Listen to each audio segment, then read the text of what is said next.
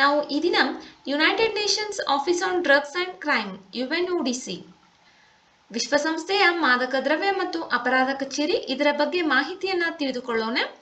ವಿಶ್ವ ಆರೋಗ್ಯ ಸಂಸ್ಥೆ ಮತ್ತು ವಿಶ್ವಸಂಸ್ಥೆಯ ಮಾದಕ ದ್ರವ್ಯ ಮತ್ತು ಅಪರಾಧ ಕಚೇರಿ ಇತ್ತೀಚೆಗೆ ಬಿಡುಗಡೆ ಮಾಡಿದ ವರದಿಯ ಪ್ರಕಾರ ಕಳೆದ 90 ವರ್ಷಗಳಲ್ಲಿ ಕಲುಷಿತ ಔಷಧಗಳು 1300 ಜನರನ್ನ ಬಲಿ ತೆಗೆದುಕೊಂಡಿವೆ.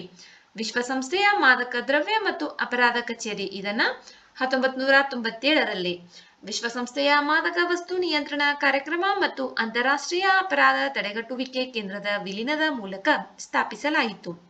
ಈ ಸಂಸ್ಥೆಯ ಗಮನವು ಅಕ್ರಮ ಮಾದಕ ವಸ್ತುಗಳ ಕಳ್ಳಸಾಗಣೆ ಮತ್ತು ದುರುಪಯೋಗ, ಅಪರಾಧ ತಡೆಗಟ್ಟುವಿಕೆ ಮತ್ತು ಕ್ರಿಮಿನಲ್ ನ್ಯಾಯ, ಅಂತಾರಾಷ್ಟ್ರೀಯ ಭಯೋತ್ಪಾದನೆ ಮತ್ತು ರಾಜಕೀಯ ಭ್ರಷ್ಟಾಚಾರದ ಮೇಲೆ ಕೇಂದ್ರೀಕರಿಸುತ್ತದೆ. ಇದು ಭಯೋತ್ಪಾದನೆ ಕುರಿತ ವಿಶ್ವಸಂಸ್ಥೆಯ ಪ್ರಮುಖ ಕಾರ್ಯಕ್ರಮವನ್ನ ಅನುಷ್ಠಾನಗೊಳಿಸುವ ಜವಾಬ್ದಾರಿಯನ್ನು ಹೊಂದುವುದರ ಜೊತೆಗೆ ಅಕ್ರಮ ಮಾದಕ ದ್ರವ್ಯಗಳು ಮತ್ತು ಅಂತಾರಾಷ್ಟ್ರೀಯ ಅಪರಾಧಗಳ ವಿರುದ್ಧದ ಹೋರಾಟದಲ್ಲಿ ಜಾಗತಿಕ ನಾಯಕನಾಗಿದೆ. ಇದು ಪ್ರಪಂಚದಾದ್ಯಂತ ಜನರಿಗೆ ಮಾದಕ ವ್ಯಸನದ ಅಪಾಯಗಳ ಬಗ್ಗೆ ಶಿಕ್ಷಣ ನೀಡಲು ಕೆಲಸ ಮಾಡುತ್ತದೆ. ಅಕ್ರಮ ಮಾದಕ ವಸ್ತು ಉತ್ಪಾದನೆ ಮತ್ತು ಕಳ್ಳಸಾಗಣೆ, ಮಾದಕ ವಸ್ತು ಸಂಬಂಧಿತ ಅಪರಾಧಗಳ ವಿರುದ್ಧ ಅಂತಾರಾಷ್ಟ್ರೀಯ ಕ್ರಮವನ್ನ ಬಲಪಡಿಸುತ್ತದೆ.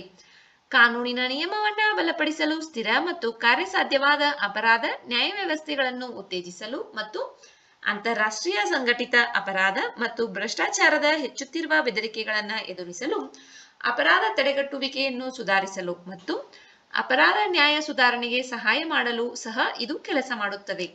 ಇದರ ಪ್ರಧಾನ ಕಚೇರಿ ಆಸ್ಟ್ರಿಯಾದ ವಿಯೆನ್ನಾದಲ್ಲಿದೆ. ವಿಶ್ವಸಂಸ್ಥೆಯ ಮಾದಕ ದ್ರವ್ಯ ಮತ್ತು ಅಪರಾಧ ಕಚೇರಿ ಇದನ್ನ 1997ರಲ್ಲಿ ಆರಂಭಿಸಲಾಯಿತು. ಇದರ ಪ್ರಧಾನ ಕಚೇರಿಯು ಆಸ್ಟ್ರಿಯಾದ ವಿಯೆನ್ನಾದಲ್ಲಿದೆ. ವಿಡಿಯೋದಲ್ಲಿರುವ ಮಾಹಿತಿ ಉಪಯುಕ್ತವೆನಿಸಿದರೆ ವಿಡಿಯೋಗೆ ಒಂದು ಲೈಕ್ ಮಾಡಿ. ಮತ್ತಷ್ಟು ಮಾಹಿತಿಗಾಗಿ ನಮ್ಮ ಚಾನೆಲ್ನಲ್ಲಿರುವ ವಿಡಿಯೋಗಳನ್ನ ವೀಕ್ಷಿಸಿ. ಮುಂಬರುವ ವಿಡಿಯೋಗಳು ಮತ್ತು ಮಾಹಿತಿಗಾಗಿ ನಮ್ಮ ಚಾನೆಲ್ನ ಸಬ್ಸ್ಕ್ರೈಬ್ ಮಾಡಿಕೊಳ್ಳಿ. ನಿಮ್ಮ ಸ್ನೇಹಿತರೊಂದಿಗೆ ಹಂಚಿಕೊಳ್ಳಿ. ಧನ್ಯವಾದಗಳು.